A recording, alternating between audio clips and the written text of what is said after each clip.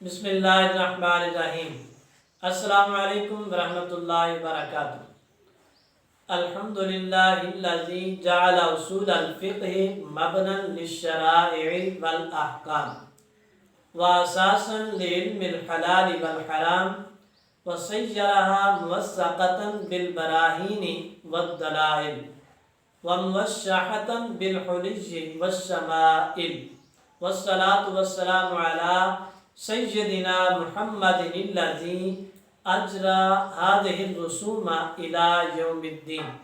وأيد العلماء بالأيد المتين ورفع درجاتهم في أعلى العليين وشهد لهم بالفلاح واليقين وعلى آله وأصحابه الهادين المهتدين وتابعيهم من الائمۃ المجتہدین۔ صاحب نور الانوار ملا جیون علیہ الرحمہ اپنی کتاب کا آغاز حمد و صلات سے کرتے ہیں۔ الحمدللہ ہم نے حمد و صلات سے کتاب کا آغاز کر دیا۔ خطبہ کے بعد مصنف خطبہ کے اندر بیان کی جانے والی چند اصطلاحات کی وضاحت کرتے ہیں، مثلا حمد ہے، صلاۃ، شکر اور صراط مستقیم، ان ابحاث کا بیان لاتے ہیں۔ میں ان ابحاث کو چھوڑ کر اصول فقہ کی تعریف سے کتاب کا آغاز کرتا ہوں، کیونکہ عام طور پر یہ ابحاث طلباء اور کئی کتابوں میں پڑھ چکے ہوتے ہیں، ان چیزوں کی تعریفات ان سے ناواقف نہیں ہوتے، اور جو عام لوگ ہیں تو انہیں ان چیزوں کی ضرورت نہیں ہوتی۔ تو میں اصول فقہ کی تعریف سے کتاب کا آغاز کرتا ہوں۔ مصنف سب سے پہلی بحث اصول فقہ کی تعریف، اس کی غایت اور موضوع کی لائے ہیں۔ فرماتے ہیں تعریف اصول الفقہ و غایتہ و موضوعہ۔ پہلی انہوں نے ہیڈنگ بنائی، پہلی انہوں نے بات شروع کی، ثم اعلم ان اصول الفقہ لہ حد اضافی و حد لقبی و غایت و موضوع۔ مصنف کہتے ہیں کہ پھر جان لو کہ اصول فقہ کی ایک حد لقبی بھی ہے، ایک حد اضافی بھی ہے، اور اس کی ایک غایت بھی ہے اور موضوع بھی ہے۔ تعریف کی دو قسمیں کی جاتی ہیں، ایک تعریف حد لقبی کی جاتی ہے، دوسری تعریف حد اضافی کے طور پر کی جاتی ہے۔ مصنف کہتے ہیں کہ یہ اس کی دو تعریفیں حد لقبی اور اضافی کے طور پر کی جاتی ہیں، اور اس کی ایک غایت ہوتی ہے اور ایک موضوع ہوتا ہے۔ غایت سے کیا مراد، یعنی یہ علم کیوں کن مقاصد کے لیے پڑھایا جاتا ہے، اور موضوع یہ ہے کہ اس کے اندر کن چیزوں پر بحث ہوتی ہے، اس مضمون کے اندر کن چیزوں پر بحث ہوتی ہے۔ تو مصنف کہتے ہیں کہ یہ اس علم کی ضروری چیزیں ہیں جن کو آغاز میں بیان کیا جاتا ہے۔ پھر شارح ملا جیون علیہ الرحمہ کہتے ہیں لم یذکر المصنف، جب مصنف نے حد لقبی اور حد اضافی کی الگ الگ تعریفات نہیں کی اور اس کی غایت کو بیان نہیں کیا، تو کہتے ہیں کہ ہم بھی ان چیزوں کو ان کے طریقے پر چھوڑ رہے ہیں، کیونکہ طلباء ان سے بھی واقفیت رکھتے ہوتے ہیں، یہ حد لقبی حد اضافی وغیرہ پڑھ چکے ہوتے ہیں، تو ان ابحاث میں پڑھنے کی ضرورت نہیں۔ ان کو کہتے ہیں کہ ہم بھی طویناہ علی غرہ، جیسے مصنف نے چھوڑ دیا تو ہم بھی چھوڑتے ہیں، ان ابحاث میں نہیں پڑھتے۔ پھر اس کے بعد فرماتے ہیں وَلَٰكِن لَا بُدَّ هَٰهُنَا مِنْ أَنْ يُعْلَمَ أَنَّ عِلْمَ أُصُولِ الْفِقْهِ عِلْمٌ يُبْحَثُ فِيهِ عَنْ إِثْبَاتِ الْأَدِلَّةِ لِلْأَحْكَامِ۔ کہتے ہیں ہاں اس چیز کا علم رکھنا ضروری ہے کہ علم اصول فقہ ایسا علم ہے کہ جس کے اندر احکام کو ثابت کرنے والے ادلہ پر بحث کی جاتی ہے۔ احکام کون سے دلائل سے ثابت ہوتے ہیں، فرائض کون سے دلائل سے ثابت ہوتے ہیں، محرمات کون سے دلائل سے ثابت ہوتے ہیں، نوافل، سنتیں، مستحبات، مکروہات، یہ مختلف احکام کیسے دلائل سے ثابت ہوتے ہیں۔ تو کہتے ہیں کہ اس علم کے اندر احکام کو ثابت کرنے والے دلائل پر بحث ہوتی ہے، یہ کہتے ہیں کہ اتنا جاننا ضروری ہے۔ پھر اس کے بعد کہتے ہیں فَمَوْضُوعُهُ عَلَى الْمُخْتَارِ وَالْأَدِلَّةُ وَالْأَحْكَامُ جَمِيعًا۔ کہتے ہیں کہ اس کا موضوع مختار اور مختار موقف کے مطابق جسے سب علماء نے اختیار کیا، جس موقف کو کہتے ہیں کہ اس مضمون کا موضوع ادلہ اور احکام دونوں مل کر ہے، یعنی صرف ادلہ بھی اس کا موضوع نہیں اور صرف احکام بھی اس کا موضوع نہیں، دونوں مل کر اصول فقہ کا موضوع بنتے ہیں، کیونکہ الاول من حیث انہ مثبت، پہلی چیز ادلہ دلائل، کہتے ہیں کہ دلائل احکام کو ثابت کرتے ہیں، اور والثانی من حیث انہ مثبت، اور دوسری طرف جو احکام ہوتے ہیں وہ ادلہ سے ثابت ہوتے ہیں، دلائل ثابت کرتے ہیں، تو صاف ظاہر ہے دلائل نے جس کو ثابت کیا تو وہ بھی اس کے ساتھ شامل ہوگا، احکام ہے، اور احکام دلائل سے ثابت ہوتے ہیں، تو صاف ظاہر ہے احکام جن چیزوں سے ثابت ہوئے تو وہ بھی ان کے ساتھ شامل ہوں گے۔ اس لحاظ سے نہ تو اکیلے ادلہ اصول فقہ کا موضوع ہوئے اور نہ ہی صرف احکام اصول فقہ کا موضوع ہوئے۔ وذکر والمصنف ذکر احوال الادلہ فی صدر الکتاب، دو چیزیں ہیں اصول فقہ کا موضوع، ادلہ اور احکام، تو کہتے ہیں کہ مصنف نے ادلہ کو کتاب کے آغاز میں شروع کر دیا، واحوال الاحکام فی آخرہ، اور احکام کے احوال کو کتاب کے آخر میں لے گئے، یعنی پہلے ادلہ کو بیان کر لیا، دلائل کی کیفیات کو بیان کیا، دلائل ثابت کیسے ہوتے ہیں، دلائل کے مدارج کیا، کون سے دلائل سے کون سے احکام ثابت ہوتے ہیں، قرآن سے کیسے ثابت کیے جاتے ہیں، احکام سے دلائل کیسے ثابت ہوتے ہیں، اس سے سنت سے کیسے ثابت ہوتے ہیں، پہلے یہ دلائل کے متعلقہ جتنی ابحاث ہیں ان کو کتاب کے آغاز میں لے، اور پھر اس کے بعد کتاب کے آخر میں احکام کی ابحاث کو لے۔ فقال اعلم ان اصول الشرع ثلاثۃ، کہتے ہیں کہ اصول شرع تین ہیں، اصول شرع تین، اصول شرع سے مراد یعنی جن دلائل سے جن اصول کی بنیاد پر شریعت کے احکام ثابت ہوتے ہیں وہ تین ہیں، اور اس سے مراد اصول فقہ ہے۔ اصول شرع جو مصنف نے کہا کہ اصول شرع تین ہیں، تو اصول شرع کہنے سے مراد اصول فقہ ہے، یعنی فقہ کے احکام، شریعت کے احکام جن چیزوں سے ثابت ہوتے ہیں وہ تین ہیں۔ اور پھر لفظ اصول کے متعلق کہتے ہیں والاصول جمع اصل، اور اصول جو لفظ ہے یہ اصل کی جمع ہے، وَهُوَ مَا يُبْتَنَى عَلَيْهِ غَيْرُهُ، اور اصل کیا ہوتا ہے؟ اصل وہ ہوتا ہے کہ جس پر کسی اور کی بنا کی جائے، کسی اور چیز کی، یعنی ایک چیز سامنے موجود، ایک چیز ثابت شدہ ہے، طے شدہ ہے، اس ثابت شدہ سے کچھ اور ثابت کیا جائے تو وہ جو پہلی چیز ہے وہ اصل کہلاتی ہے۔ تو اسی طریقے سے قرآن اور حدیث کے دلائل، اجماع کے دلائل ثابت شدہ ہوتے ہیں، طے شدہ ہوتے ہیں، ان سے احکام ثابت ہوتے ہیں، تو وہ قرآن و سنت اور اجماع یہ ہو گئے اصول، اور پھر ان سے جو آگے ثابت ہوتے ہیں احکام وہ شرع ہو گئے، تو اصول فقہ کو کہتے ہیں اصول شرع۔ اصول شرع تین ہیں۔ والمراد بها هنا الادلہ، کہتے ہیں کہ یہاں پر مصنف نے جو اصول شرع کہا، اصول سے مراد ادلہ ہے، اصول کی تعریف کر دی کہ جن پر دوسری چیز کی بنا ہوتی ہے، اور اصول سے مراد کیا ہے؟ دلائل شرعیہ، دلائل قرآنی، دلائل سنت کہ وہ دلائل جن پر شریعت کے احکام کی بنا ہے، شریعت کے احکام ثابت ہوتے ہیں۔ اور پھر کہتے ہیں والشرع ان کان بمعنی الشارع، شرع یہ ایک مصدر ہے تو صاف ظاہر ہے یا تو اسے فاعل کے معنی میں لے سکتے ہیں یا پھر اسے مفعول کے معنی میں لے سکتے ہیں، دونوں طرف اس کا معنی ہو سکتا ہے۔ تو کہتے ہیں اگر ہم اسے شارع کا معنی مراد لیں فاللام فیہ للعہد، تو اس میں لام عہد کے لیے ہوگا، ای ادلۃ التی نصب الشارع دلیلا، کہتے ہیں کہ پھر اس کا مطلب یہ ہوگا کہ ایسے دلائل جنہیں شارع نے بطور دلیل قائم کر دیا، وہ دلائل جنہیں شارع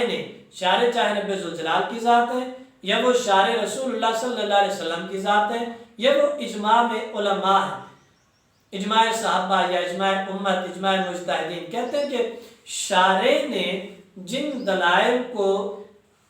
دلیل کے طور پر قائم کر دیا وہ اس سے ثابت ہوں گے۔ وَإِنْ كَانَ بِمَعْنَى الْمَشْرُوعِ فَاللَّامُ فِيهِ لِلْجِنْسِ أَيْ أَدِلَّةُ الْأَحْكَامِ الْمَشْرُوعَةِ، اور کہتے ہیں کہ اگر ہم شرع سے مراد اس کو مصدر کو مفعول کی طرف لے کر جائیں تو اس کا معنی پھر مشروع ہوگا، یعنی جسے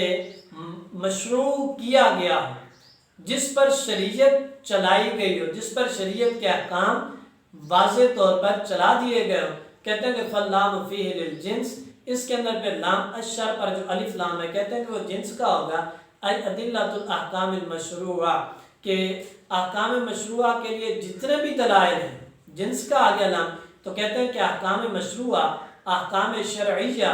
شریعت کے احکام کو ثابت کرنے کے لیے جتنے دلائل ہیں تو اس سے وہ مراد ہوگی۔ بہرحال یہ اس کی لفظی بات ہے، تو اصول الشرع سے مراد، اصول الشرع سے مراد یہ ہے کہ جن پر شریعت کے احکام کی بنا ہوتی ہے، جو قرآن و سنت کے سے ثابت ہونے والے احکام کی بنا بنتے ہیں۔ پھر کہتے ہیں والاولیٰ ان یکون الشرع اسما للدین، کہتے ہیں کہ زیادہ مناسب یہ ہے کہ لفظ شرع کو شارع یا مشروع کی طرف مؤول کرنے سے بہتر ہے کہ ہم شرع سے مراد دین لیں، یعنی اصول الشرع سے مراد اصول الدین لے لیں۔ تو سیدھی سی بات ہے کہ وہ احکام، وہ دلائل کہ جن پر پورے دین کی بنیاد ہے، وہ دلائل کہ جن پر دین کے مکمل احکامات کی بنیاد ہے، تو کہتے ہیں کہ یہ بات زیادہ درست ہے بجائے مصدر کو فاعل یا مفعول کی طرف مؤول تعبیر کرنے کے۔ فلا یحتاج الی التعبیر، تو کہتے ہیں کہ پھر ہمیں تعبیر کرنے کی محتاجی نہیں ہوگی۔ وَإِنَّمَا لَمْ يَقُلْ، کہتے ہیں کہ مصنف نے اصول الفقہ ہی نہیں کہا۔ عام طور پر کتابوں کے اندر کہا جاتا ہے کہ انا اصول الفقہ اربعۃ یا ثلاثۃ، تو کہتے ہیں کہ مصنف نے اصول فقہ کہنے کے بجائے اصول شرع کا، اس کی کیا وجہ ہے؟ کہتے ہیں کہ لأن هذه الأصول كما أنها اصول الفقہ فكذلك هي اصول الکلام أيضا، کہتے ہیں کہ جیسے یہ دلائل شرعیہ، اصول شرع، قرآن، سنت اور اجماع، جیسے یہ فقہ کے لیے اصول بنتے ہیں، ایسے یہ علم کلام کے لیے بھی اصول بنتے ہیں۔ تو اگر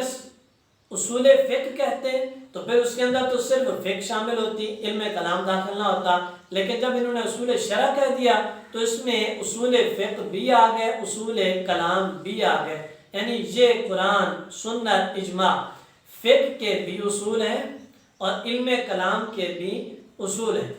الکتاب و سنت و اجماع الامہ، وہ جو مصنف نے تین اصول شرع کہے، کہتے ہیں کہ وہ پہلی کتاب اللہ، دوسری سنت رسول اور تیسری اجماع امت۔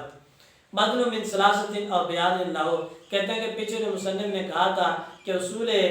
شرع تین ہیں، تو ان کی وضاحت یہاں پر کر دی، الکتاب و سنت والاجماع۔ والمراد من الکتاب، کتاب سے کیا مراد ہے؟ بعض الکتاب وہو مقدار 500 آیہ، پوری کتاب اللہ سے احکام ثابت نہیں ہوتے، بعض تو اس کے اندر قیامت کی نشانیوں کے متعلق آیات بھی ہیں، جنت اور دوزخ کے متعلق بھی ہیں، انبیاء کے قصے بھی ہیں، سابقہ امتوں کے واقعات بھی ہیں، تو کئی وہ چیزیں بھی ہیں کہ جن سے احکام فقہیہ، احکام شرعیہ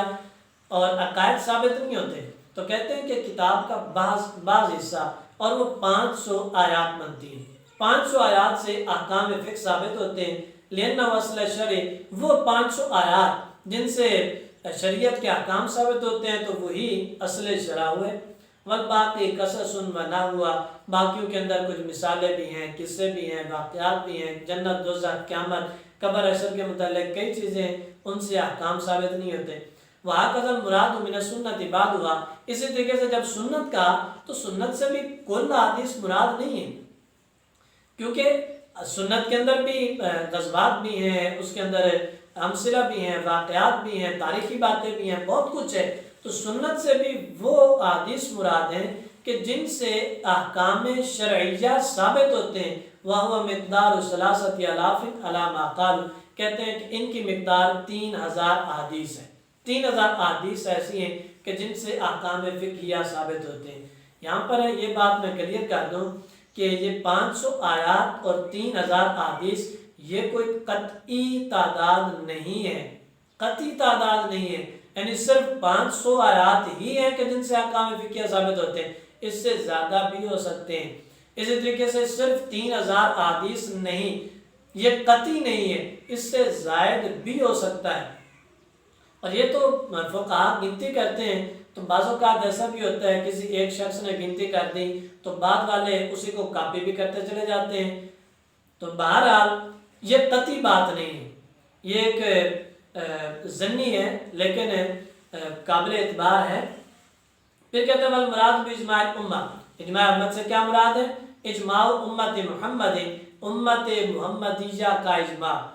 لشرافتیہ و کرامتیہ، کیونکہ اس امت کو رب ذوالجلال نے شرف اور عزت و احترام بخشا تو اس لیے اس امت کا اجماع بھی شریعت قرار پائے، شریعت کا اصول قرار پائے۔ سواء کان اجماع اہل مدینہ او اجماع اطرت الرسول او اجماع صحابہ او نحوہم، کہتے ہیں کہ چاہے وہ اجماع اہل مدینہ کا ہو، اہل بیت کا ہو، صحابہ کرام کا ہو، یا تابعین کا، یا بعد کے مجتہدین کا، تمام اجماع معتبر۔ بعض لوگوں نے کہا کہ صرف اہل مدینہ کا اجماع معتبر ہے، بعض نے کہا کہ صرف صحابہ کرام کا اجماع معتبر ہے، یعنی صحابہ کرام جس علاقے شہر میں بھی ہوں۔ بعض نے کہا کہ نہیں، صرف اہل بیت کا اجماع معتبر ہے۔ بعض نے مختلف موقع، لیکن مصنف کہتے ہیں کہ چاہے وہ اہل مدینہ ہو، وہ صحابہ کرام ہیں، وہ اہل بیت ہیں، یا وہ صحابہ کرام کے بعد تابعین ہیں، تو سب کا اجماع جس پر امت کے مجتہدین جمع ہو جائیں تو وہ شریعت کے اندر ثابت ہے، وہ دلیل اصول شرع میں شامل ہو جائے۔ والاصل الرابع القیاس، کہتے ہیں کہ مصنف نے کہا تھا اصول الشرع ثلاثۃ، شریعت کے اصول شرع، اصول فقہ تین ہیں، کہتے ہیں کہ ایک اصل رابع بھی ہے، ایک چوتھا اصول بھی ہے، وہ ہے قیاس۔ الاصل الرابع بعد الثلاثۃ للاحکام الشرعیہ، مصنف نے پہلے تین کو الگ بیان کیا، تین کے بعد چوتھے اصول کو الگ بیان کیا، تو کہتے ہیں کہ هو القیاس المستنبط من هذه الاصول الثلاثہ، یہ شارح ملا جیون اس کی وضاحت کرتے ہیں، کہتے ہیں کہ قیاس سے مراد وہ قیاس ہے کہ جو قرآن، سنت اور اجماع امت سے مستنبط ہو، ہوائے نفس پر نہیں، کسی کے اپنے عقلی بنیادوں پر نہیں، بلکہ جو ان پہلے تین دلائل سے مستنبط ہو، پہلے تین ادلہ، پہلے تین اصول سے مستنبط ہو، اسے قیاس معتبر مانا جائے گا، لیکن جو ان کے سوا ہوگا وہ قیاس معتبر نہیں ہوگا۔ اور کہتے ہیں کہ وَكَانَ يَنبَغِي أَن يُقَيِّدَهُ بِهَذَا الْقَيْدِ كَمَا قَيَّدَهُ فَخْرُ الْإِسْلَامُ وغیرہ، کہتے ہیں کہ بہت زیادہ مناسب تھا کہ مصنف بھی جب قیاس کہہ رہے تھے تو قیاس کے ساتھ یہ شرط لگا دیتے، قید لگا دیتے کہ القیاس المستنبط من هذه الاصول الثلاثہ، کہتے ہیں کہ جیسے فخر الاسلام بزدوی نے اپنی کتاب کے اندر الاصول کے اندر یہ ساتھ قید لگائی، لیخرج القیاس الشبہ والعقل، تاکہ وہ قیاس کہ جس کے اندر کوئی شبہ واقع ہو سکتا ہے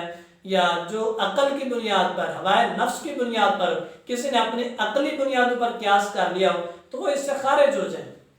صرف وہ مستنبط من القرآن، مستنبط من السنہ، مستنبط من اجماع الامہ، وہ قیاس معتبر رہے اور باقی ہر طرح کا قیاس مردود ہو جائے گا۔ وَلَكِنَّهُ اِكْتَفَى بِالشُّهْرَةِ، کہتے ہیں لیکن مصنف نے اس کے ساتھ قیاس کی تعریف کے ساتھ،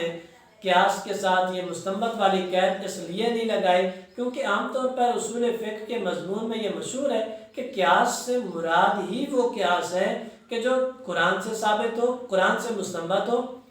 سنت رسول سے مستنبط ہو اور اجماع امت سے مستنبط ہو۔ اس کے بعد پھر مصنف قیاس کی مشروعیت پر بحث کرتے ہیں اور اس پر بحث کرتے ہیں کہ ماتن نے اصول شرع تین پہلے الگ بیان کیے، اس کے بعد اصول رابع قیاس کو علیحدہ سے بیان کیا، قیاس کو پہلے تین اصول کے ساتھ کیوں نہ بیان کیا، یہ انشاءاللہ العزیز اگلے لیکچر میں آئے گا۔ والسلام علیکم ورحمۃ اللہ وبرکاتہ۔